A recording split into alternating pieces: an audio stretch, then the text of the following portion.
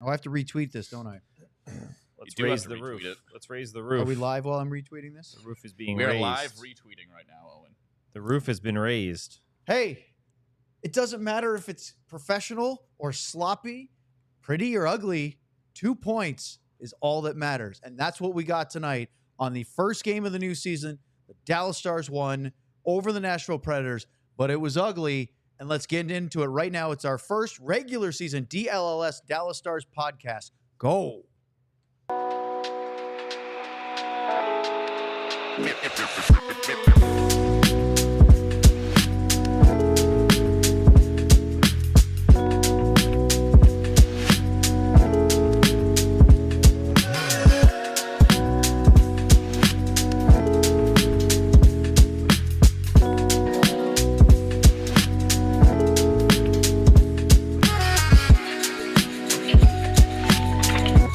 Throw out of them. Nice.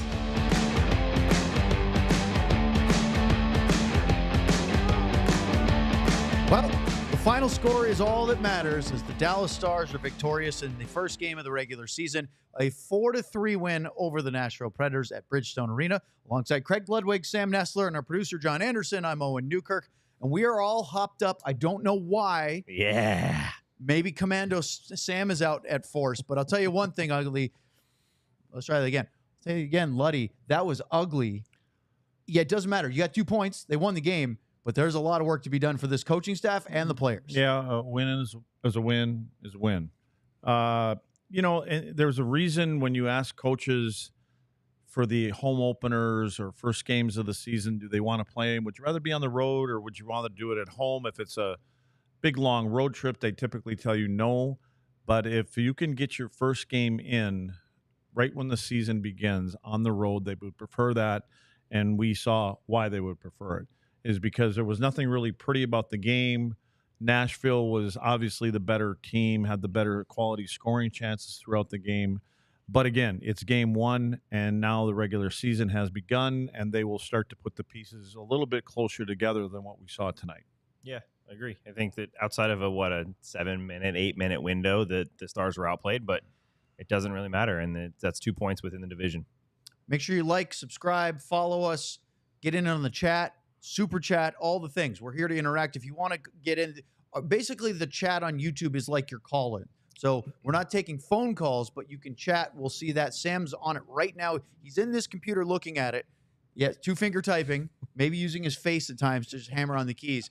But that's how you do it live. If you're listening to this after the fact on one of our audio streaming platforms or watching later, thanks very much. Look at that. There's Kevin. Yeah. Kevin is the lead singer of the Dallas Mavericks DLLS podcast boy band, which was something else the other day. Let me tell you, Mark Stein hit all the high notes. But let's get right to it, guys. Let's get it started. First period, no goals. The chances were pretty even, but the game really wasn't. It was an 8-4 shot advantage for Nashville. Both teams had high danger chances, but it felt like the Stars really were second best for most things in the first 20 minutes. Yeah, it felt like Nashville was okay with getting pucks through the neutral zone and then creating some chances with getting pucks in deep and creating offensive zone turnovers and a little bit more pressure. Dallas, on the other hand, kind of wanted to play the style that we typically see them play, where they pick up the puck in their own zone and they kind of dance through the neutral zone with it and then get into the offensive zone with possession. Tonight, it wasn't working as well. Nashville was standing up in both of those areas at the blue line for Dallas, offensive zone, and also through the neutral zone, and pucks were being turned over and going the other way. Yeah, a lot of turnovers, a lot of forwards throwing pucks on their backhand up to the middle of the ice, guys getting a little ahead of themselves at times trying to break out. Just looking at my notes from the first period, it's a lot of turnovers and then Stars killing off penalties, which should give them momentum, but then having that power play look just absolutely dreadful takes away momentum. So it was almost like every time they got a little bit, they gave it right back with turnover or a bad power play. Yeah, the power play for Nashville is going to be a weapon. Luddy said it in our pregame show tonight. That's going to be their strong suit, and it was a major generator of scoring chances for the Preds. In fact, in the first period, I had 7 quality scoring chances for Nashville. 4 of the 7 came on the power play, which means in the first 20 minutes, they only had 3 at 5-on-5. Yeah, you know, we talked earlier, too. I mean, one of the things you have to do against this team, because of the additions of Marchessault, I should say, and Stamkos, because they're one-timers and what they can do offensively in that zone with the extra attacker, is teams are going to have to approach them a little bit differently. You got to stay out of the box against this team. I mean, you can, take the penalties. You have to be tough on the good players, but you got to be careful you can't step over the line, because eventually their chemistry is going to get a little bit better than it was in game one, and they're going to start translating a lot of those opportunities into goals. On the flip side, the Stars' power play looked anemic in the first period. They had 3 power plays. Of course, the third one carried over into the second period. It didn't look that great, and they generated 1 scoring chance and also only 1 shot on goal. Looked like preseason out there for them, didn't it? Life without Joe Pavelski? Oh, dang. I got to get it in. I mean, there is part of that. I think some of that is true with, what Joe did and in that front of the net and areas, things like that. But also I think when your power play isn't clicking, and a lot of times early in the season it's not, then you kind of dumb it down a little bit. You make that 1 pass, 2 pass, get guys at the net, get pucks to the net, and try to create something off of a save or a rebound. And tonight they kind of want to stick with, moving it through the box and around the perimeter and look for that pretty pass where A lot of passing. Yeah, and I think you do that a couple times, and then eventually you have to figure it out. This isn't working right now, and we got to dumb it down a little bit and create a little bit more havoc in front. I thought that the Stars had a good look early from Wyatt Johnson as he had a rebound shot. Dodonov took one from a really sharp angle, and Johnson crashed the net. He was just off the crease, left of center. Good save by Scott Wedgewood. And then after that, I had 2 other real decent scoring chances for the Stars. Roope Hintz had a breakaway, a partial breakaway. It wasn't full on clean, and he put it over the net. Wide. We had an argument. We went to the wide side, though, right? That's right. Yeah, okay. Yeah, So we had an argument because Yeah. you said he didn't hit the net. That's not a scoring chance. They said it absolutely was, just because he didn't score or hit the net. And then Matt Duchene had the same thing. He had basically an open net on the right side late in the period, and he missed wide. Stars could have had a couple of goals, even though they definitely weren't the better team. Yeah, they got a chance here and there. Again, and the right guys were getting chances, though. It's not new guys or guys down on the fourth line. The top guys were getting chances, and eventually, they come through. Of course, the flip side, the Preds had more high danger chances in that first period. So Philip Forsberg had a one-timer from the top of the right circle that hit the right post/elbow. So that was the right post defensively. So it was across his body. We almost thought it might have taken a touch off of Jake's top of his skinny part of his paddle. I don't think it did, but that was close. Remember, keep a track of this, guys. The post and the crossbar was busy tonight behind Jake Oettinger. Yeah, on one side. Then on the power play, Brady Shea had a really good chance on a rebound as he came in that left circle. There was a good save by Oettinger. I thought he made an even better one on Forsberg later where he went across that backside play. Yep. Forsberg had an open net. Did he get all of it? I don't think he did. I don't know if he got all of it, but he definitely didn't put it where he wanted to. He put it back kind of towards the middle, which helped Jake. If he could have probably taken a second, collected that, and ripped it high glove and probably scores. And that's the one that came in. He's on his forehand side, and he has to kind of adjust his body a little bit to get it. He has to take a step to the inside so he gets most of the blade of a stick. And when he did that, he got some of it, but he didn't get all of it. And then the last high danger one I had for the Preds in the period was that Steven Stamkos 2-on-1. What's your takeaway before we get into the intermission in the second period? This felt like the Stars defensively were leaving I don't know if it got any better, but it felt like they were leaving a lot of gaps and chasing and just making some poor decisions. They didn't seem in sync. And again, that's time and that's practice. And you're going to say, well, there was training camp and there were practices. Not the way it is. There's not a lot of practices. There's 2-3 teams out there. You're getting different guys in and out of the lineup. Now they're going to have not now. They got 2 games there, or 3 games in 2 nights, or 3 nights, I should say. I think that once you get some practice time and you can start working on those kind of things, now you can drill down to that and get a little bit more. When you're doing it in practice, and they do a lot of stuff 5-on-0. They come into the zone, they get to their spots. Obviously, a little different when you have players that are moving at a different speed. So now's the time that they're going to have to drill down on that, because they were out of sync a lot, I thought. And there was a couple goals that were scored, even on their PK. Their offside forwards aren't getting to the spots where they're supposed to be in the middle of the ice, and so they'll continue to work on that. Any other thoughts on the first period? Yeah, no, it wasn't pretty. Yeah, just slow, sloppy, all stuff we expected from game one, but I think Nashville had it together a little bit more, and we saw that. So we go to the first intermission, and we have a new sponsor, as you can see. This is our Herman Marshall marquee moment of the game. Pick up your favorite bottle at your closest goody-goody liquor. What is tonight's moment of the That's my bottle. marquee moment? What is it? It's the It's what? Oh, you mean what I'm picking tonight? That's right. You know what? Typically, it's going to be a play, and it'll be a player and things like that. I think it's going to be. I think we don't know who came into the locker room and spoke, or if it was a player, or maybe it was the coach, Pete DeBoer. But when they came out for the start of the second period, I thought that was almost their best stretch in the entire game. So I'm going to say my Herman Marshall marquee moment of the game was the first intermission. Whatever they chatted about, they came out. And then obviously they changed their direction as far as shots. They started going short side. You get a couple guys that score within 20 seconds or so. I thought that changed the tempo for the Dallas Stars for a little bit. And then and then slowly Nashville started to get it back. For every bottle of single barrel straight bourbon whiskey, Herman Marshall donates 15% of its revenue to the Guns and Hoses Foundation of North Texas. For those who went before, stop in to your closest goody liquor store to find your favorite bottle. All right, so let's talk about the moments of the game. In the early second period, the Stars scored not once but twice inside the first 2.5 minutes, and it actually came after Evgeny Dodonov had a good look, came down the left side, ripped one, good save by Wedgewood, and then Scott Wedgewood didn't have himself bathed in glory. Let's get to that super chat in just a second, so put it back up on there. Roope Hintz scored in the slot from Logan Stankoven, his first goal of the year by the Stars. It's Hintz from Stankoven and Johnson at 2:05. That's embarrassing, isn't it, Sam? He's trying not to say Stankoven. He's trying hard now not to say Stankoven.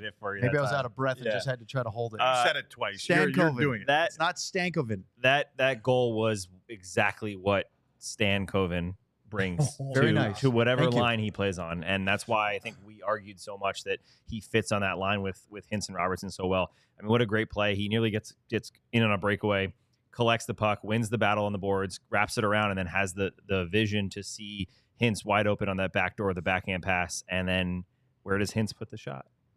Short side high this time. Short side high. That was the spot. Short side high over Wedgie's right shoulder. High. Goes short side high, perfect shot, beats Wedgewood. What we talked about a little earlier, right? When you get a little bit in tight, Wedgewood has to drop down, go high. He put it in a perfect corner, but that play is all Stankoven. High blocker is going to be a theme in the second period because 19 seconds later, Jason Robertson scores his first of the year from Roope Hintz and Logan Stankoven, and it's 2-0 in a mere matter of moments. And look, ordinarily this would be our Herman Marshall marquee moment of the game, but we went with the first intermission because it led to this. This play was, I mean, you talked about Forsberg on that chance in the first period having to come in a little bit. Yeah. Tell us why this is just as difficult for Jason Robertson. Yeah, because Robo's coming in, and the puck is on the inside of him a little bit, off his right hip, it looked like. And when he comes in, the pass comes out, and he has to adjust his body a little bit. And he got a lot on this one. I mean, he hit it hard and got it in the very same spot. Yeah, it's a great play. Both guys. I mean, Stankoven again is right at the middle of it, makes a great play, gets it to Hintz. Hintz makes a nice little spinning type of drop pass, and Robertson, same spot, picks it again. All right, now we're actually calling the shots on Super Chats. Go ahead, John. We'll give it up there now.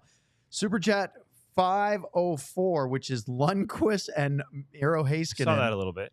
From T Farmer. Miro's poise going skate to stick on the defensive blue line is just elite. He makes it look so easy. You know why? I mean, besides having tons of skill, he has no fear. You know, because for a lot of defensemen, your head is down, it's in your skate, you know you have somebody coming at you, and you're the last line of defense. One little bobble there, and somebody's going the other way. But yeah, he does it quite a bit. And again, his feet are elite. He's an elite player. His hands are elite. And I think it's just confidence. I mean, he's been doing it for such a long time. But it's a different mindset when you have players that are coming at you and you got a puck that could be bobbling. A lot of guys would try to take a couple steps and get it on their stick, but Miro can effortlessly get it from his foot up to his stick in the right spot. Well, unfortunately for the Stars, after a 2-goal lead, about 30 seconds later, they take a penalty, and Sam Steele was called for high sticking. That led to the first power play goal of the game, the only one for Nashville, but they were dangerous on the power play all night. In fact, at the end of the evening, their power play numbers only 1 for 4, but they really looked, or excuse me, 1 for 6. But they spent, how about this, 9.5 minutes of time on the power play. That's not good enough. Stars have to clean that up. But they score, and they were dangerous all night. It was Philip Forsberg from Jonathan Marchessault and Roman Josi. 3.5 minutes into the second, we have our third goal. It's 2-1, and it's mid-slot off the left post and in. It's a great shot, but Luddy, how the heck did he get so open when you're trying to defend the middle? Because when you play in a diamond, and typically when the puck moves from one side to the middle to the opposite side, the forward that started on the original side has to come hard to the middle of the ice. And if you want to take your time, and that was Wyatt, wasn't it? I believe so. But Wyatt went all the way across the ice over to the other side, and there was a player there that moved the puck. Wyatt has to get on his horse, and what he does, he takes a couple strides, and then he slows up a little bit. He doesn't sense any danger in the middle of the ice. Just that split second, he doesn't get to the middle. That's where that opportunity comes from. And that's the challenge with this new fast-paced pressure penalty kill, right? Lads, you want to pressure out to that wall there. That's a chance to make a play. The guy has his back to the play. That's the key. Yes. You got a chance to make a play. Yeah. That's a chance you get it down and you end the chance. But when you do get beat on it, you have to get quickly back into that place because all of a sudden one rotation and Forsberg's got 5 feet on each side of him to take that shot. And again, I've kind of used the analogy that we use is you think that there's a rope tied to each one of the 4 penalty killers. And so when one guy goes, the other guy goes, the other guy goes. And the key a lot of times to set you free as far as going is there's a puck that comes around the wall, there's a bobbling puck. So you want to be aggressive. And if not, you try to just stay in shooting lanes. You get them to kind of keep it moving around the perimeter enough to kill. Again, their enemy is the clock, and you want it to tick away. But in that instance there, Wyatt's just got to get a little bit harder back to the middle of the ice. It felt like the Preds started to get their feet on the ground again after the Stars had a really good start to the second period. And what popped up? Penalty trouble. Yep. A too many men on the ice bench minor for Nashville at the 6:54 mark put the Stars back on the power play, and it was their 4th. They were 0 for 3 with 1 shot on goal, which was not something you want to put on your resume. Well, fortunately for the Stars, they got one back, and it came from Mason Marchment as he scored the first of 2 goals tonight for him. 8:03 the time of the goal from Duchesne and Stankoven. Stars have 3 goals. Stankoven has 3 assists, and this one is set up on a absolutely beautiful backhand sauce, Sam, from Matt Duchesne. I mean, 2 things. I want to start with Miro Heiskanen because you guys just said how elite his playmaking skills. He makes, I think that was the play where Nashville, the puck hit the ref by the boards. The Stars got a little bit of a break. Heiskanen recognized it, quickly turned up ice, moved it up. Stankoven makes a great play, defending or protecting the puck, leaves it for Duchesne, and then Duchesne just, oh God, I love saucer. I'm a sucker for saucer passes, and that was knee high. It landed perfectly flat. And where does Mason Marchment shoot the puck? Where did it go again? I think high blocker. I think it did. Short side high, right? That was a pretty goal. 3 goals in the goal. exact same spot on Scott Wedgewood. Again, we go back to if anybody hadn't tuned in the pregame show, I was asking Sam about when you have a goaltender that's been on your club and on your team, and especially the backup guy, he's the one that usually has to stay out after practices when players are working on shots and moves and little passes and things like that. I asked Sam, well, what's easier? Is it for the goaltender that had to face all those shots, or for the shooters knowing that they know where you're going? And you said shooter. I wouldn't have known that. I would have thought it could have been the other way too, because he knows where they like to go. But again, it was proven tonight. They know the spot. Obviously, when you put 3 shots in the almost identical spot every time, and why did you say it would be tougher for Wedgewood upstairs? Smaller guy, and loves once he drops to his on his butterfly, it's a lot harder for him to get up. Doesn't have the long legs to stand up, and he's got a little more room above his shoulders. Up next in the DLLS Dallas Stars postgame show, we have a lot more of the second period to get to. The Stars at this point are up 3-1, and we'll get to it next. Empire Today, my favorite. With Empire Today, you get shop-at-home convenience, the right product for your needs, quick professional installation, and a low price guarantee. Empire is your one-stop flooring shop. They want to provide the best and most efficient service. It may not always be the most affordable, but you'll have the best experience working with Empire. Empire's philosophy is to help you find what you need and not overwhelm you with thousands of choices and substitutes. What they leave out of their selection is just as important as what they put in. They exhaustively comb through thousands of products, and if you find the product for a cheaper price somewhere else, that company is likely putting a floor in your home that they wouldn't put in their own. Their virtual floor designer makes it easy to see a floor in any space. Snap a picture and see how it looks in your room. Schedule a free in-home estimate today. All listeners can receive a $350 off discount when they use the promo code DLLS. Restrictions apply. See empiretoday.com/DLLS for details.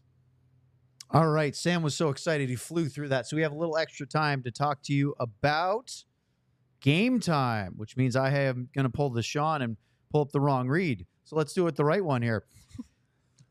I don't know about you, but we love going to live events, sporting events, concerts, etc. Game Time has a new feature called Game Time Picks that makes getting tickets to your favorite live events even easier. Game Time Picks filters out the fluff to show you only incredible deals on great seats, so you don't have to waste time searching through thousands of tickets. Think about it. You can get great deals. You can get them last minute. You can go buy your concert tickets with Game Time and Game Time Picks and find the best seats at the best price for you. Use the app features listed in the Customize Your Spot and the supplemental. It is just fantastic. You can get things for sporting events, concerts, comedy shows, theater, etc. You have all-in pricing. You can toggle this feature, showing the total upfront with no surprise fees at checkout. Take the guesswork out of buying tickets with Game Time. Download the Game Time app, create an account, and use the code DLLS for $20 off your first purchase. Terms apply. Again, create an account and redeem code DLLS for $20 off. Download Game Time today. What time is it? It's Game Time. Ooh. We coordinated that one, didn't we? That's good. You should see some of the other shows. They get really into that. That was our first Game Time read. Can I just, the Sharks have a That 70s line. I just Like wanted the to, LA they're all Kings. three with 70s. And But the Kings had that. And Toffoli's one of them, which is funny. But I'm just, that's a It's great like a thing. sequel. Yeah. And I've seen that show. by the way. Celebrini got a That goal. 90s show. Celebrini already got a goal and an Recently assist. So It should be that 2000s with how young they are. Stars fans are calling for Celebrini to calm down so Logan Stankoven can win the Calder. Well, I mean, Stankoven had 3 assists halfway through the game. Not even. All right. So we get back to the post-game show here. Stars beat the Preds 4-3 in the season opener. After Mason Marchment scored his power play goal, Stars had a 2-goal lead again. 3 goals in the first 8 minutes and 3 seconds of the second period. You'd say that's very good. And yet, Luds, as we go through the next stretch, it's Stars take a penalty, as Matt Dumba was called for holding the stick, which was a rather obvious penalty. There's not much you can argue that, although he tried. And then, well, the Stars did defend that penalty. They also gave up 3 good chances. And then, boy, Gus Nyquist had 2 grade A chances. First, on the power play, he was down on the right side low. Jake is down and out, and he just missed the net. And then later, after the power play is over, he gets a 2-on-1, and he puts it high over the net.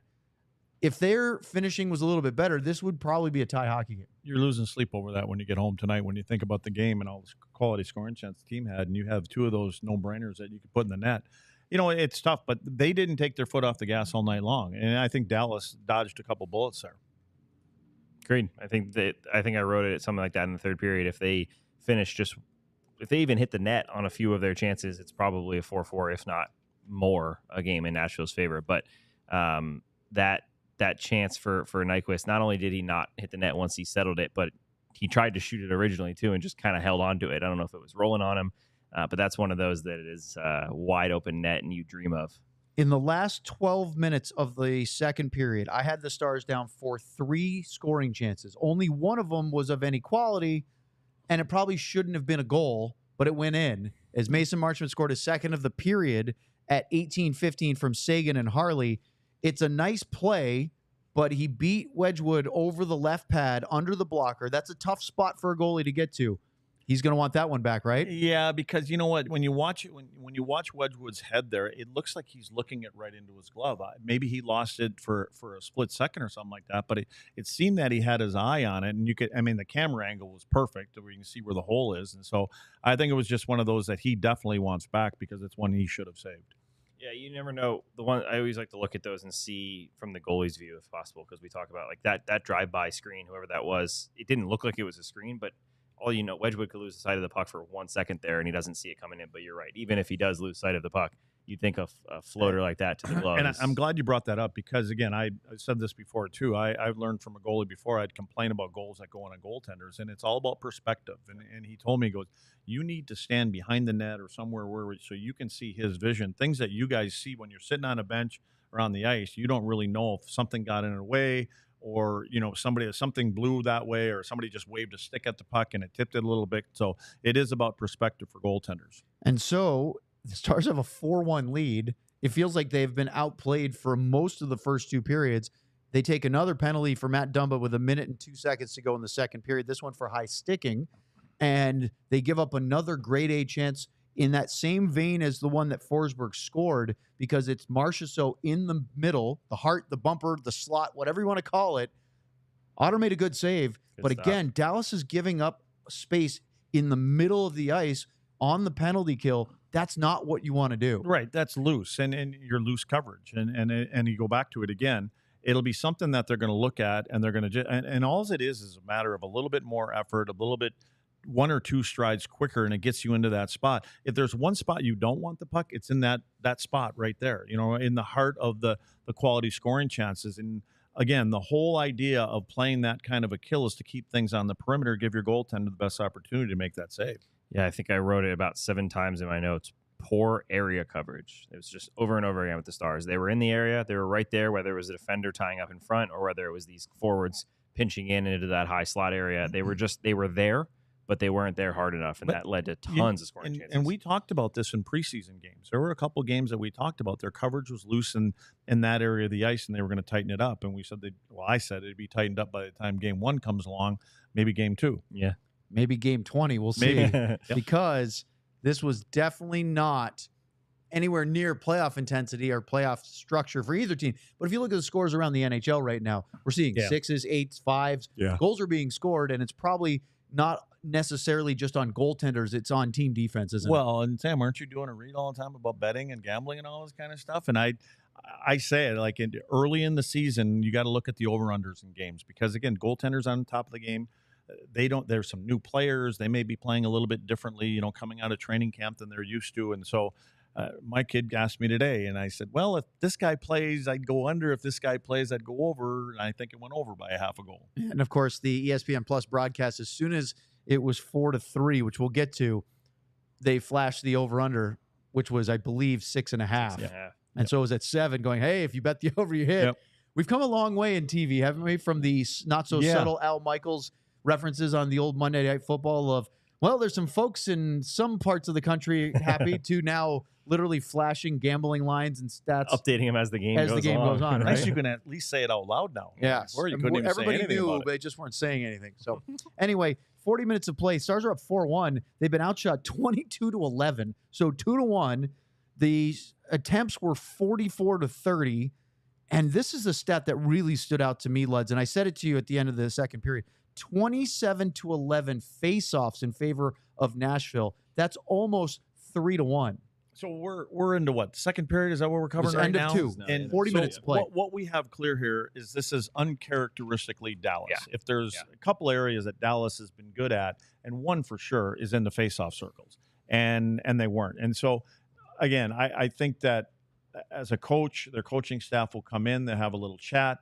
They're going to say, we're going to take a look at this. Let's get out of here. We got the 2 points. Let's go home and let's get better. So I'm looking at the final stat sheet. We're going to talk about the third period in just a moment. I don't know how Dallas ended up with more shots in the third than in the second or the first, because they had 4 shots on goal in the first, 7 in the second, and 8 in the third. They were single digits in every. I don't even know how. I mean, they weren't all high-quality chances because they got absolutely Yikes. It was one-sided hockey in the third period, and we're going to get to that next here on the DLLS Dallas Stars postgame show. Would you like to hear about Rugged Road? Love to. A cooler? Oh, yes. Rugged Road is dedicated to creating innovative and durable outdoor gear for adventurers who demand the best. Our products are designed with the highest quality materials and craftsmanship, ensuring they perform in the toughest conditions. Whether you're on land or water, Rugged Road gear is built to accompany you on every adventure. One of the most unique features of Rugged Road coolers is their ability to always float upright. Amazing.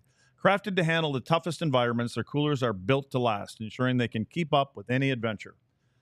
The coolers are guaranteed to keep their contents cool for up to, believe it or not, 7 days. Perfect for a variety of outdoor activities, from fishing and tubing to camping and tailgating. These coolers are designed to meet the needs of every outdoor or sports enthusiast. So gear up for your next adventure with Rugged Road coolers. Reliable, durable, and built to be used. Rugged Road is your ultimate outdoor companion. So head to ruggedroadoutdoors.com and use the code DLLS for 10% off. Let's talk about FOCO. Get fitted in the best sports gear around. We're talking hoodies, shoes, signs, bobbleheads, and everything in between. Are you going to a basketball or hockey game? Show off your love with the team-branded friendship bracelets, Sam's personal favorite. Yeah. Whether it's jackets or beachwear or even overalls, bibs, there's something for fans for almost every occasion, and they've been doing it since 1998. Casual collection, retro collection, old hats, NHL ugly sweaters, pajamas, NHL Snuggies, and of course, Lud's favorite Stars bathing suit. You have something for everything with FOCO. Check out FOCO.com or click the link in the description below. For all non-presale items, use the promo code DLLS10 for 10% off. Once again, promo code DLLS10 for 10% off. All right, let's talk about the third period now. Going into the third, the Stars are up 4-1. Luddy, you have a 3-goal lead going into the final 20 minutes. Worst lead in hockey. Should you win? I think you should. And they did. They did. But why do you call They that? tried not to. So the Shouldn't old, do the things they did. the old cliche What did they do, Sam? Well, he's going to go. You go. Okay. Well, the worst cliche in hockey is always the worst lead is 2 goals. I hate Now, that. that was before they started scoring all Now these it's goals. 3. To me, Now it's it's 3. garbage because the worst lead in hockey is a 1-goal lead because if you give up 1, you're not winning anymore. And that leads to a lot of these things, is they took their foot off the gas. You know what? Even though we're playing Do poorly, they we have have their foot on the gas at all tonight? well, it was in there. It was in the At right area. times. It was off the right like foot. golf cart. Yeah. gas. Blood's had Right. his feet out tonight. That's true. Oh, no. Can we Oh, cut look his at mic? He was Speaking of waiting to play feet. that. Look at them talons right Those are there. nice. Those are nice. A lot of block. It's a very pucks flattering for those angle, isn't babies. it? Pedicure on There you the go. on the map. Where were we? We're talking about 4-1 leads. On the gas. Yeah, on the not gas. on the gas. Goal leads. The thing is that the Stars, it wasn't lack of effort, but their game was not going, was it? No. Well, again, I think they were trying to get to the game that they were so successful last year, and that's puck possession. You know, I mean, they don't want to have to put the puck in if they don't want to, but I think there's some games when you have to be able to make adjustments. And I just thought they weren't clean with passes. They weren't clean with their entries. They weren't clean on the power play with what they were trying to move it around. And that's the time I think you got to dumb it down a little bit and realize that maybe this isn't our night right now. And again, it's early. They're not clinking right now. And so they're going to get it together. It's just, I think that you have to be able to recognize that, especially when you have that 3-goal lead, 2-goal lead, or whatever it is. Make them go 200 feet. You know, make them put pucks in, make them go all the way down to the other end where they weren't. They were turning them over in the neutral zone at times. They're turning them in their own zone at times, and especially at the offensive blue line. And so, you know, there was opportunities for them to counterattack. Yeah, it looks like we're getting to that goal. The next goal is a perfect example of all of it. But the whole third period just looked like the Stars were doing everything they could to allow Nashville back in the game. They're letting guys beat them around the outside off a face-off play. Letting guys get behind them on little mini breakaways, throwing the puck into a bad area and turning it back into pressure. It felt like they could have easily put the puck in deep and gone hard after it and killed off that clock, essentially. But instead, they made it really, really hard on themselves. So we go into the third with a 3-goal lead. And for a team chasing, you typically will say, if you want to get back into it, you need to score in the first 5 minutes. That will set you up for another big chunk of push so you can get it to 1, and then, you know, maybe in the last 5 minutes you can try to tie it and get to overtime. It's a big task, but that's usually the formula of we got to get one early. Well, the Preds got one early, 4.5 minutes in, 4:37. Tommy Novak, who I was questioning in the pregame show, is he really your number 1 center or your number 2 center, excuse me. And ironically, he got flipped with Colton Sissons to the third line and then immediately scored on a breakaway. Proving the coach made the right decision or the wrong decision. I should be back up there with them 2 superstars. Maybe both. Well, I think, Yeah. Wait a second. I was playing with Marchment and Steven Stamkos. I want to be back there. Put me back there. So, and it paid off for him. You know, they make that move. And again, that's what coaches do. They make little adjustments at different times of the game, and it pays off for them. Yeah, it's easy for, I want to preface this. It's so easy for us to watch the replay of a play and say, why did we do that? Why did we do that? Well, it's the same as sitting in the press box Yeah, level, looking down and see going, it, you right? should have taken that shot. Yeah, It's so easy. that plays a perfect example. Thomas Harley makes a pinch at the blue line he probably shouldn't make when their Predators are getting numbers out of the zone. Then you kind of get a little bit of a pile up. Lyubushkin also pinches to the bench. At there. least it's on the side he's supposed to be Yeah, on. Harley was Harley's all the way across the So ice. you're making an excuse of for him. If I see my partner over there, I'm not supposed to go over there. Realistically, Very good well, here's a good example. We talked about it after the preseason. I think it was one of the first preseason games that Dumba and Heiskanen played together. Dumba makes a step-up play and misses a hit, and Miro's way back at the blue line, middle of the ice, ready for any type of odd-man rush. Making the play that you would expect from Miro. That is not where Lyubushkin was. Lyubushkin made a jump up into the play that probably shouldn't have happened. Puck Evangelista, I think it was, makes the little slip pass, and Novak's in alone. And poor Jake. I mean, Jake played. We didn't think so at the beginning that he was going to settle in. Really, he had a rough 5 minutes. It looked like it wasn't rough. The one that went over his shoulder, it looked like he didn't see, and then there was the second one that he was late getting up to it, and so we were like, what's going on here? But again, he battled through that part and settled down or got himself into the game, and then was good the rest of the game. I mean, he and played, they didn't make it easy. 1 full preseason game, 2 partials. Yeah. So he hadn't played a ton. Said he got enough. Yeah. What was he? 32 saves, 35 shots. So he 35 ended was up the bouncing final back, stat. not bouncing back because he really, like you said, Actually, he you know didn't give what? up the goals when he was jumping. They added one, so it's 33 on 36. Even better, 33 on 36. So yeah, he was solid, but it was tough for him, right? That I feel like every play we were just talking about, when you're turning the puck over or you're making sloppy plays in your own end, that makes it really hard on your goalie because he's not only getting 35 shots, 36 shots, he's getting those ones that are all of a sudden Philip Forsberg in the slot, or all of a sudden Roman Josi is wide open in front of him, rather than being able to see it a little bit more and settle into the game. So good for Jake, but that play was a perfect example. And I think what was going on in front of him, he's not used to seeing that from his teammates either. You know, there was pockets that were open that normally aren't open. He's saying, well, I'm not normally seeing this, seeing that. So again, we know that they're going to get better as we move along here, but it's just one of those games like we said right off the top, a win is a win is a win. But I'm sure you want to talk about a couple more goals. I do. Before Okay. we even get to that, we have some grade A chances that they could have scored, and it starts with a power play because the Stars got called for too many men on the ice at the 7.5-minute mark. It was 7:29 of the third period. So it's 4-2. And we watched that replay, and Harley was trying to get back off the ice. Miro played the puck. Didn't really feel like Thomas was involved in the play, but do you think the refs felt the need to call it because in the second period, Nashville got that call? I don't know. I think he needed to call it because it was right in front of him, and it was a penalty. Puck, right? But I don't blame Harley. I don't blame Miro. The puck was actually on its way to Miro, and Harley has his back. Again, it depends on how you want to jump onto the bench or jump off the ice from coming out the bench. He was facing his own end, so I don't know if he even saw the puck coming there.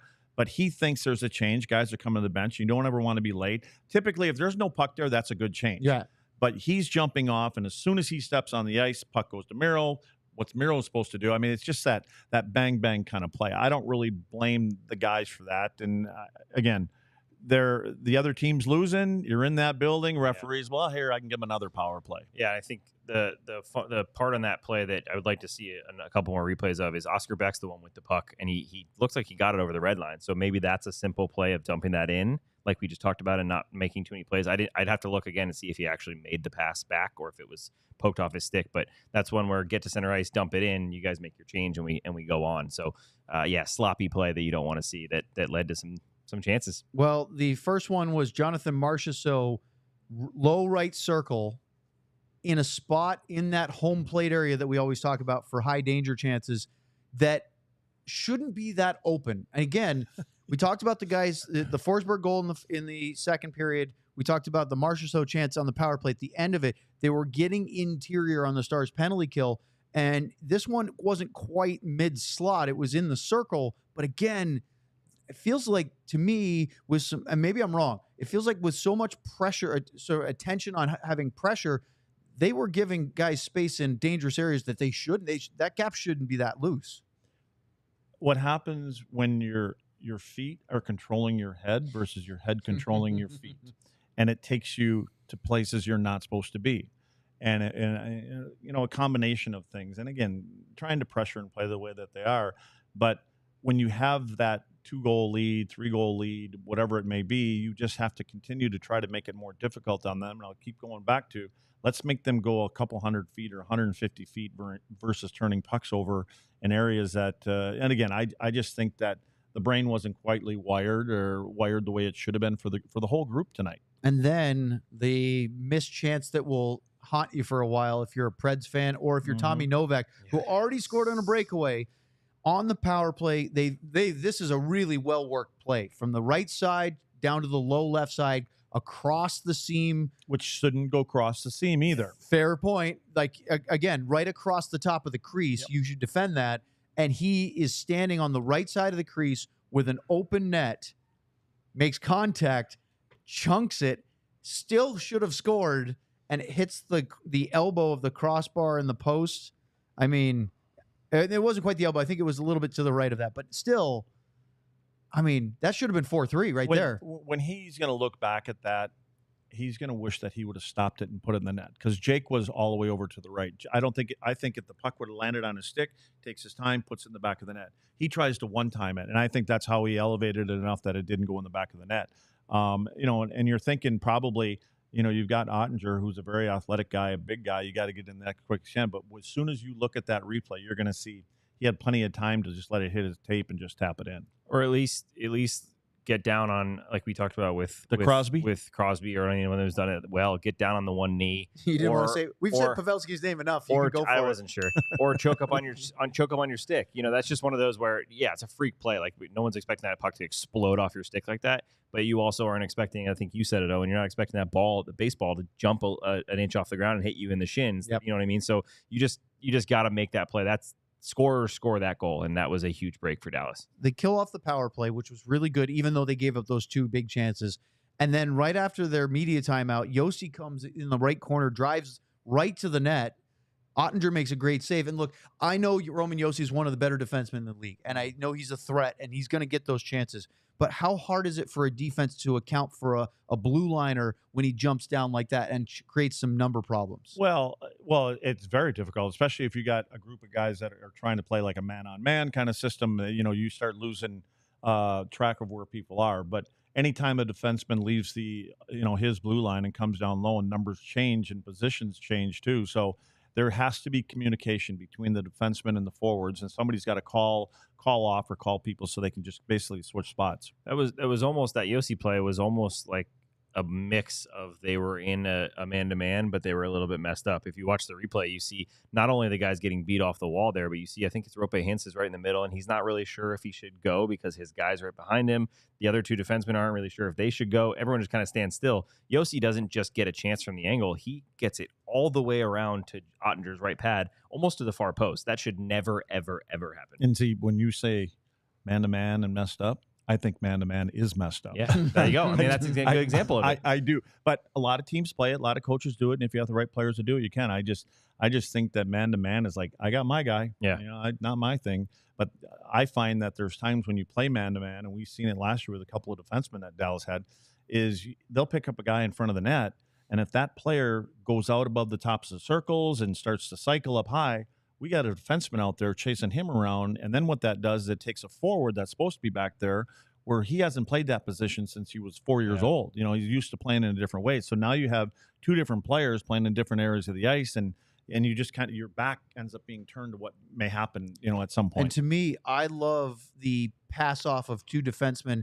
down by the net. Oh, yeah. When let's say you're at the left post and the guy goes behind the net, rather than getting yourself out of position and chasing, if you literally hand him off to your team partner on the other post, there's no skating. Right? It just takes communication. If I'm on that player's back and he goes behind the net, I'm just kind of cutting right up in front of the net. My partner just slides off to the far post. And you're literally trading. And you're in control, and he's still behind the goal line. There's nothing he can really do there, and you got coverage in front. Well, it's a question. We can get into this. Maybe we can do it and draw it up, because I'm really curious. But for the man-on-man that we're talking about, I was a lacrosse player. So lacrosse, when you're man-on-man, you have a slide that comes from a certain spot, whether that's down low on an adjacent or whether it's at the crease.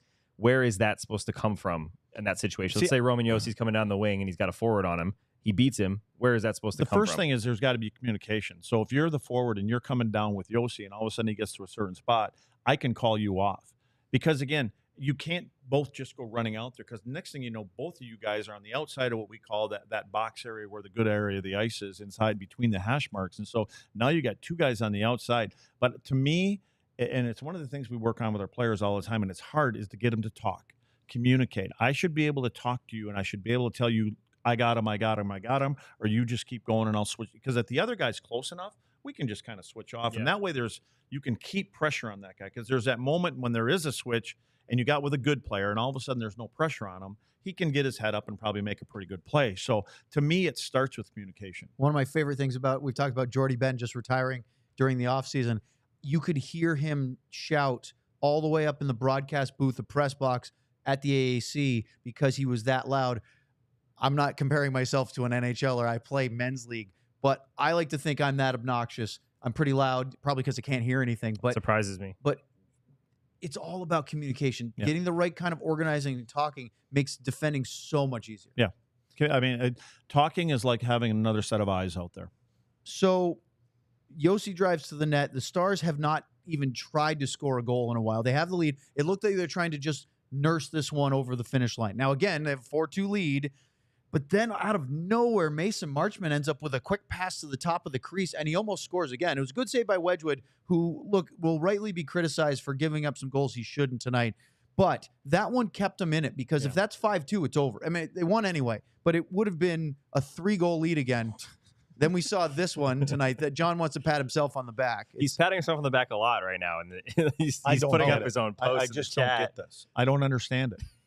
We got a New York Patty truck over there. It's a Spider-Man thing. And we got two Spider-Men pointing at each other. Yeah, that's so right. For context, Who are the the original Spider-Man guys? tweet was from the DLLS Stars account, which, by the way, banger after banger tonight. I don't know who was running that. Yeah, Sort of just a comedian. brilliant guy. But whomever was running that said Mason Marchment on pace for 164 tonight. And then you see Hani quote tweeted that and said the second coming of Wayne Gretzky, some are saying. So then we put up the Spider-Man meme. Luds, watching the game, has got no idea, even after we explained what Spider-Man meme meant. How long did Still had no idea. We spent 5 minutes. I don't get it. Like, what the why are there two Spider-Men up there pointing at each other? Who are they supposed to be? Spider-Man. That's supposed to be Spider-Man. They're but identical to It's each other. identical. So it's Marchment and Wayne Gretzky, both basically being like, And hey, look, which one's which? nothing like either one of them two guys. Oh, man. Right, that it's not that's supposed to. Point of it's it? an analogy. So it'd be like two Craig I don't Ludwigs looking at each other, going, "Shot blocker, shot Yeah. blocker." Yeah. It's like I'm a shot if blocker. if we had Ludwig and a like a traffic cone, and Oh, he it called would be you a two pylon. Spider-Men tweeting at each other. Wow, I've been called a pylon before. I bet you have. Oh, by your 170-pound producer. Me and Sean Chambers were the two 170. pylons. We were pylon partners. Yeah, but they have a couple of championship rings to show Yeah. for it too. So there's Yeah. that. Oh, we got a super chat. $3.03. That's Dumba and Klingberg. Or Dumba and Dumba from GM Ben. Socks and shoes now mandatory for DLLS Stars crew. That feels like discrimination against the two of you. If we make that rule, then our viewership is gonna decrease 50%. I feel like. I know, because if we get probably like the true. foot, like it's like if we started dressing Hey, up as hey, animals, wait, hang on a and second. then we got the furry crowd to watch our show. GM Ben, I just want you to know I was coerced into doing that. Wait, pronounce that word again. Coerced. Is that how you say it? I don't think there's an H. It's like the Cool Whip bit from Well, Family how Guy. do you say it? that one doesn't even have an H in it. Coerced. Coerced. Well, I'm from Wisconsin. We call it coerced. I wasn't making Buds. fun of you. I'm just Say co. Co. Now say erst. Like a dead car? Hearse? Just no H. Just Ertz. Oh, Hearse. now See? put them together. Well, Sam taught Coerced. me how. Coerce. See? Coerce. I'm losing it. I thought you meant how you get your last ride. Writing lessons available, $19 an hour. Oh, Spider-Man. It's Spider-Man. Yes, but there are multiple Spider-Mans. It's like Phil so that would be Spider-Man. Spider-Man. Spider-Man. Now, No, that's no, not right either? No, that's right. But Joe Mama thinks you got it wrong. But there are Do you multiple think that's his real Spider-Man. name? What's that? Do you think that's his real name? Oh, it absolutely is his legal binding tax-paying name, Joe Mama. Send in your driver's license, Joe Mama. All right, as we try to get back on the rails, man. coming up here Shockingly, next, I think we it's are going to time to talk open about up this the bottle of final Herman Marshall. 5 minutes Oh, of the drink this, you game, can drink and mine. we'll get all the details of the post-game thoughts as the Stars win 4-3 over the Predators tonight on the Dallas DLLS Stars post-game show. It's time for us to talk about being a diehard. You guys, you and John, were very much paying attention to the Discord during the game, weren't you? Yeah. Luddy and I were I not. was coerced. Luddy You were was in it. definitely coerced. What'd you guys think about the action of the Discord tonight? Well, Discord's been on one. I don't know about you, Sam. I have things that I'm into that I have no friends that are into it. And when our Discord launched and I see that we have Discord channels that are like movies, books, and TV, and I'm just being able to talk to these random people about random things that I like that I have no one else to talk about with. If there are any Stars fans out there like that who, like, we have one, for example, sent us a photo of his setup. I actually have it right here. Yeah. He's got the Discord up, and we're looking at the top right here. For those of you with the ring light, the Discord yeah, up. so he's got the Discord up on the right while he's watching this game, and now I'm nearly not saying, on a similar size screen to the game. Yeah, and that's our guy T Farmer from the Discord, I believe. And like, I'm not saying he doesn't have friends. I'm saying I don't have friends. But I know why. just being able to talk to somebody about the game while it's on must be awesome. Yeah. And that's what these people are doing. But we also put out on I just took over this read, Owen, sorry. That's all right. I didn't mean to. No, please. We also put out on Twitter at DLLS_stars. Again, great job by whomever was running that account to send in their setups for the games. And we've got 4 of them here. So top left, we've got just a man cave. And this is on Twitter as well for the audio listeners. Bottom right, we got some submissions from Bridgestone Arena. Yeah, if you're in the if you're watching right now and you're at the game, put it in the commercial. chat. I'm curious how many of you Looks like downhill skiing though. were in Music City tonight. Yeah, and then I believe bottom left is from our guy Corey, who is a truck driver. Oh and he was yeah, in the middle of rural Kansas. That's the one. Buddy love was that. jealous, Oh, or no, I not love jealous, that. envious of I that love that. setup. He was hoping love he could coerce someone into getting him in one of those babies. Letty said he might find a little moonlighting as a trucker. Cubby there where you can stop and sleep and pull over the side of the road and watch a little Stars hockey. That's the way to go right there.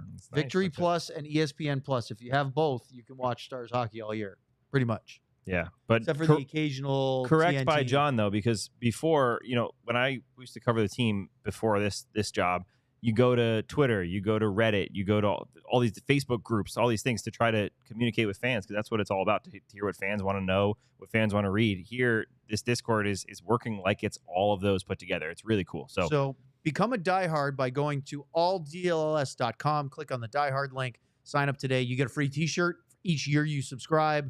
You get access to all the writing that Sean, Sam, and everybody that's not covering the Stars also write, including people like Mark Stein and Tim Cato for the Mavs, Jeff Wilson for the Rangers, Joe Hoyt, Clarence Hill for the Cowboys. I think I just named them all. It was great. Good stuff, great value. Not all the articles are free. Many of them are, but there are some behind the diehard paywall. All right, it's time for us to finish the third period.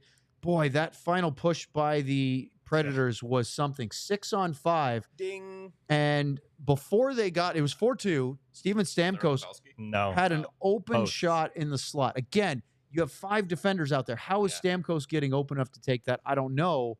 And then Ryan O'Reilly scores a beautiful goal. Yep. High blocker, low right circle. Again, I don't like the space he was given, but boy, it's hard to argue that wasn't a world-class finish. Yeah, that's a theme for tonight, right? Is the areas that guys are getting shots. As far as Stamkos goes, it's a good thing it's early and he's not dialed in. He's going to get dialed in, and he's going to score some goals from that. The way the group that they have, especially on that power play, and then like you said, the 6-on-5 that can move the puck around. Ryan O'Reilly, I think, is one of the I shouldn't say underrated because he's not underrated, but he is one of the best centermen in the league. I think there was a couple we were talking about tonight right at the end. I'd have had him taking the face-off, even though he's a lefty, coming to Stamkos as a one-timer right in the slot. But he's got one of the ugliest blades in the league, right? I mean, it's made to win face-offs and flip them up, but yeah, he deserves that goal. I mean, he's just a solid player. It's funny, like you talk about Nashville. It's not funny, but you talk about this Nashville team. They bring in Ryan O'Reilly, just won a Stanley Cup. Bring in Stamkos, Stanley Cups. Marchment, Stanley Cup.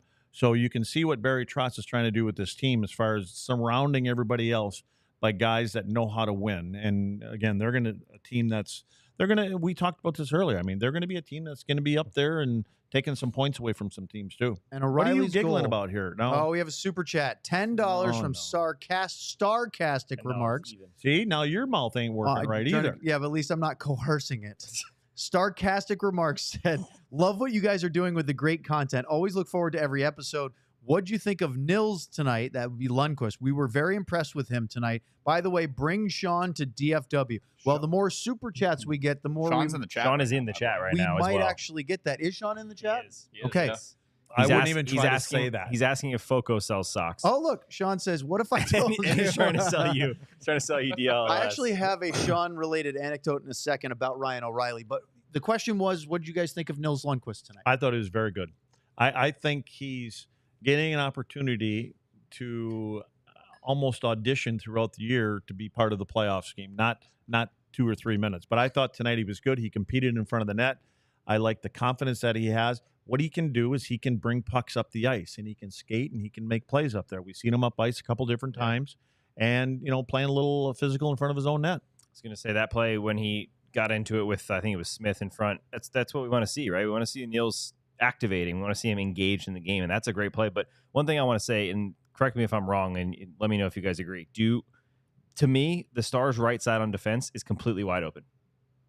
If Nils starts playing really well, he could jump up to the top. You mean wide open from wide juggle? Open in terms of juggling. Yeah, for sure. Lyubushkin I agree. Didn't look great, right? He hasn't looked great in preseason. If he steps up, he could go up. If Dumba is not playing well, it just feels like it's very fluid And on I that think right the side. way that Nils is going about it, and if he continues to go on that route, you're going to see when Dallas is down a goal or two, he may pop up there with Miro and add a little more offense coming up the ice. But if going they're a little protecting deeper, a lead, then it may. Well, that's up for to example, him. tonight, his last shift, 5:45 left to 5:19 left. The final 5 minutes and 19 seconds of the game, he did not see the ice. Well, there you go. You could tell that was the 6-on-5 part. They were top two pressuring, and so again, he's got to fight through that stuff, and they're going to give him opportunity. That's what the 82 games are for. I believe this year is for him to put some confidence into himself and put confidence into the coaching staff that he can play the right way in the first 5 minutes of the game or the last 5 minutes of the game. And interestingly enough, the Stars went with Lindell and Lyubushkin for the 6-on-5 when O'Reilly scored, which is their top penalty kill duo. Big bodies, guys that don't mind getting hit with pucks and be able to move people in front. Well, how about this? They give up the goal to make it 4-3. They still have 1 minute and 35 seconds to try to deal with it. And, it felt like 4 minutes. Well, Marchessault again gets a good look after Stamkos had gotten one. O'Reilly hits the left post from the inside of the right circle, almost in the slot.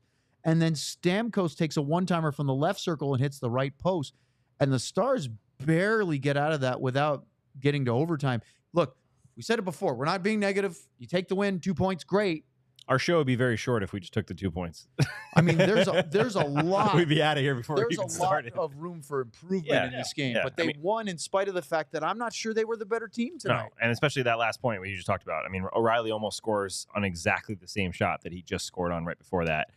Jake probably doesn't see it, doesn't get a good look at it, and then Stamkos gets just a hold of that one-timer. The noise that made off the post, I mean, that was he cleanly beat Jake to that far side, hit the post. They had every chance in the world to tie that game. So, yes, take the 2 points, but there is a lot that can be improved upon and expected, right? It's game one. It's okay for us to be having this conversation now, like you said, in game one. Yeah. We don't want to be having it in game 60. Yeah. Because Or then, game 62. yeah, well, game 62. That's right. That's a different problem. And again, that just means it's been festering like this, and they haven't figured it out or don't want to figure it out. We're not going to have that problem because the majority of this group has been here, right? And so they know the system, and they know what got them, as deep in the playoffs as they did last year. So this isn't how they're going to win hockey games throughout the year. So they will tighten things up. Let me ask you one more Nils Lundqvist question, then we'll move on. Nils played 12 minutes and 23 seconds of ice time tonight. It was the lowest of any defenseman. Is that good enough over the course of the early part of the season? Is that considered giving Nils a real chance? How does he look? I'm not expecting him to be the first guy over the boards when you have to defend a 1-goal lead, but how does he become at least the guy that doesn't get benched in the playoffs? He cuts out the big mistakes. I think the decisions that he makes, and I think what you're doing is 12 to 14 minutes, and if you keep getting those kind of minutes, it means that they're continuing to believe that you can play the way that they want you to play. I mean, if you're getting down in those games where it's going to be 5 minutes or 4 minutes or 3 minutes, Yep. and there may be circumstances that maybe there's a lot of power play, maybe there's a lot of penalty kill, maybe they're protecting leads or whatever it may be. But if you're seeing a steady diet of that, then it would be concerning to me if I was, Nils, that I'm only getting 5-6 minutes because the next one you may be sitting out a game and then you got to claw your way back in. Yeah, and for Nils, the important thing for him is no matter how many minutes, play play well in those minutes because he might have those games. I mean, he's the bottom pairing, right? But Lindell is a penalty killing machine, so he's going to get his minutes. It might happen that Nils just gets 6, 7, 8 minutes a game, but what he has to do is eliminate the mistakes, like we said, be not noticeable for the most part, and then once in a while have one of those rushes where he makes that nice little pass in front on the offensive side and give him what we've seen that he can do. That's going to be important for him going through. The quick anecdote I was going to tell you that Sean and I have been talking about for years is when they grandfathered in players that don't wear a visor. Sean and I years ago said, who do you think will be the Craig McTavish of visors, right? Craig McTavish famously was the last guy in the NHL to not wear a helmet while playing because he was grandfathered in. It seems crazy now that guys were playing without helmets, but that was the era. Goalies. Well, that's going back even further, but then they started making players that came into the league required to wear a visor. Jamie Benn and Ryan O'Reilly were our two picks, and this was probably 10 years ago. I can't remember the year when that became mandatory, the visors, but we thought, okay, it's got to be somebody that's got a pretty long contract, so maybe it was 8 or 9 years ago. Somebody who's really good. You have to be good enough to play a long time, and so it's down to, I think, there may be a couple others. Stamkos Stamkos wears a visor. I was in a totally different area. That's okay. I was still thinking about no buckets and warm-ups. I was just excited. No. Were you coerced? Yeah, I was coerced. Someone told me to say it on the chat. That in? Yeah. Okay. So anyway, who do you think lasts longer in their career, Jamie Benn or Ryan O'Reilly? Because they've had excellent careers. Are they the same age? I think they're pretty close. Well, that didn't answer my question. I don't know the answer. I'll look it up. I think, I don't know. Yeah, O'Reilly's 33. I want to lean towards O'Reilly. Jamie's what? O'Reilly has a cup. Jamie's 35. O'Reilly has a cup though. Yeah. No, So I think Jamie, he's not quitting because he has a cup. No, I just but think I'm just he's going to saying stick Jamie maybe stays around longer if he doesn't have one. around. Yeah, good. I also thought bad Joe. question all around. I also thought Joe might come around for another year chasing the cup, but anyway. True. He still can. What do you guys think about the goaltending performances tonight of Jake Oettinger and Scott Wedgewood? We talked about it throughout the breakdown, but now that you've had a full look and you see the final stats, obviously the win for Jake, which is very important. 33 of 36 is a very respectable saves to shots total. Wedgewood, 4 goals allowed on 20 shots. That's not a good number. What do you think about 2 goalies? Isn't it obvious? I think Wedgie, your buddy Wedgie, wasn't very good tonight.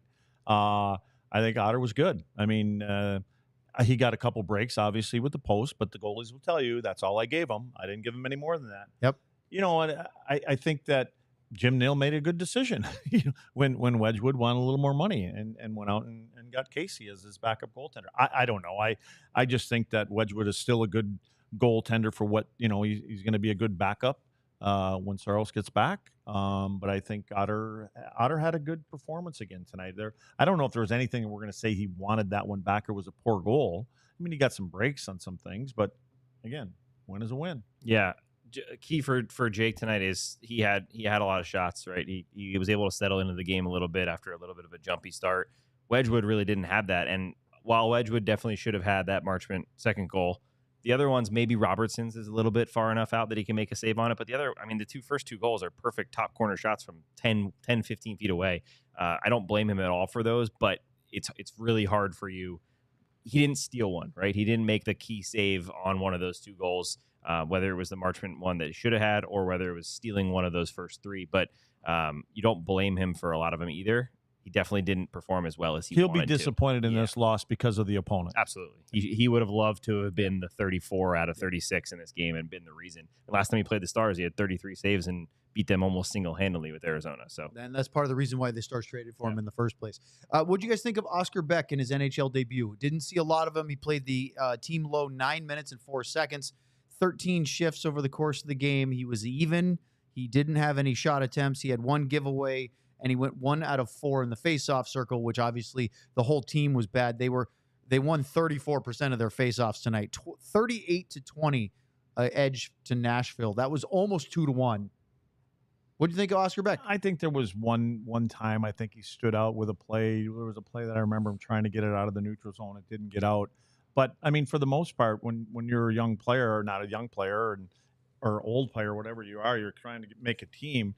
you don't want to make those big mistakes. And I think for the most part, he stayed away from that. He was on the penalty kill. He was on the ice for the goal against by Forsberg. But we all looked at that and said that wasn't really on him. No, he's trying to. I think he was the one in the lane trying to make stop the pass. He's covering the right spot. I think he seems to like he feels very comfortable in this role, and I think he'll settle in really well. Like we just mentioned, not noticing is probably the good thing for the most part. For those kind of players, notice him maybe protecting a puck here and there, making a big hit, but for the most part, you just want him to make those clean, simple plays. We don't have to mention the 3 stars every night if we don't want to, but I like to guess they're all Predators. I like to bring them up, especially if I look at them at quick glance and go, I don't know if that tracks. So Alex Doherty, who is the beat writer for the Tennessean for the Preds, was tonight's selector. At least they put a name and an attribution to this, because a lot of times it'll be like New Jersey Devils media, for example, or whatever. St. Louis Blues media. We did the postgame for that preseason game. Tommy Novak was the number 3 star tonight for the Preds. He scored his first goal. It was a really nice goal. He should have scored another one. Mason Marchment, who had 2 goals in the game, was the number 2 star. And Philip Forsberg. I was going to say it had to be Forsberg. Goal and an assist is the number 1 star. They actually aren't Spider-Men. They're Spider-Mans. Spider-Mans? According to someone on here. Well, who is that someone? It is a proper noun. Spider-Man? It is a proper noun. So it's multiple Spider-Man. It's not Spider-Men. Anyway, moving on. But yes. We can do a whole segment on how asinine this is. One of them alphas. But look, I thought Forsberg was good, but when you lose a game, should you? I mean, unless your guy really stood out. Yeah, unless you have a hat trick or something. Logan Stankoven had 3 assists, not part of the 3 stars tonight. Jake Oettinger, 33 saves on 36.